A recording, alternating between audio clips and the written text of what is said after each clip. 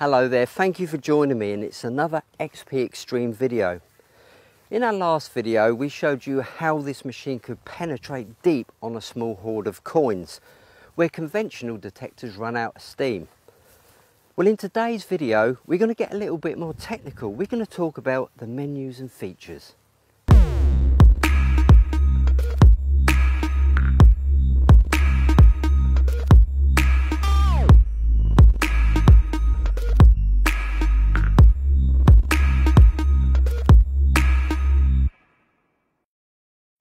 The Extreme has a very simple, easy to understand but functional menu. I'm just going to run through some of the key features. So starting off, we have the sensitivity. Now traditionally you're going to use this machine, I think, between sensitivity levels of 70 to 90 depending on the conditions and the environment. And now we have disc IAR. Disc IAR is a form of ion rejection, not total ion rejection. You can tell when you've gone over a ferrous target with disc IAR on because it will give a low tone and the rolling display will give a hatched graphic.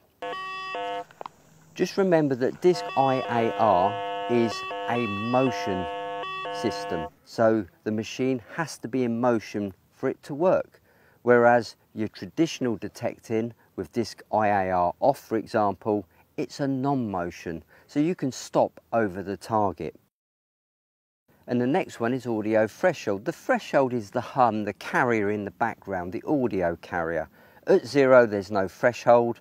At 1, 2, 3, etc. you start introducing more of a threshold.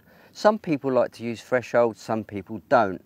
I find it's quite a good feature because if I've got a threshold in the background and it starts to drift, I know the machine will need retuning just by simply pressing the pinpoint button.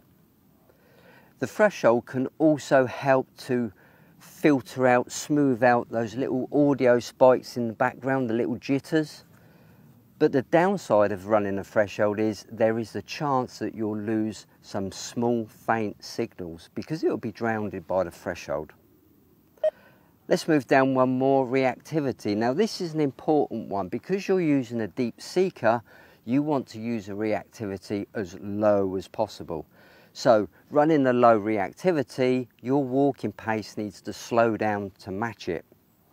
As we raise the reactivity up, the machine becomes slightly faster. So a faster reactivity will be better in a contaminated environment. And the shorter signals from the reactivity higher will also make pinpointing a little bit easier. But once again, going back to a lower reactivity, it combats EMI a little bit better. Let's go down to auto tune. Now auto tune is off as standard. So when the machine starts to drift, you press the pinpoint button to retune it, but you've got auto tune on. You can turn it up to different levels. So as soon as the machine starts to drift, the auto tune resettles it again. But there's one thing with auto tune what you need to be aware of. If you've got auto tune on and you keep passing over a target, eventually the auto tune will eliminate that target. So for pinpointing a target, it's always best to turn the auto tune off. Let's go down one more, frequency shift. Well, that speaks for itself. If you've got EMI, you can shift the frequencies to a cleaner channel. So now we're on to audio response. What does audio response actually do? Well, it adjusts the levels of target intensity. If you've got a low audio response, say 1, small or deep targets will sound faint, whereas large or shallow targets will sound loud. Now, as you start to raise the audio response up, these deep targets will start to sound loud, just like a shallow target, so you won't have any perception of depth. And also a high audio response can make the machine a little bit more jittery, so don't run that too high because you're amplifying the ground signals as well as the target signals. So what's the best height to have the search coils on the Extreme? Well, I find somewhere between the top of the knee and the hip works absolutely fine. But you can experiment in the field. And what about ground balancing? That's really simple. All you have to do is press and hold the pinpointer, nod the front coil to the ground until you get a ground reading, release the pinpoint button and you're ground balanced. So if for some reason you can't achieve a proper ground balance, the most common cause is the ground isn't giving off a strong enough signal. The machine will just simply default to 87. Straight away you'll notice that the XTREME has got a totally different working interface. It's got a real-time rolling graphic as you detect. Now you'll see the humps on the screen. The high humps are the target intensity and the wide humps are the target signal duration. And you can stop it at any time by just pressing the minus button, which stops the graphic, so you can spend a little bit of time and analyse the target. And once you want it to run again, just press the pause stop button and your graphics will start rolling on again. So how do you get this new interface on your XP DEUS 2 RC? Let's assume that you've just bought the coil set and you already own the DEUS 2. Well, it's really simple. All you have to do is pair it as a new coil. So once you put these serial numbers into your RC, you'll then be presented with the brand new interface. And this interface is only for the XTREME. Battery life.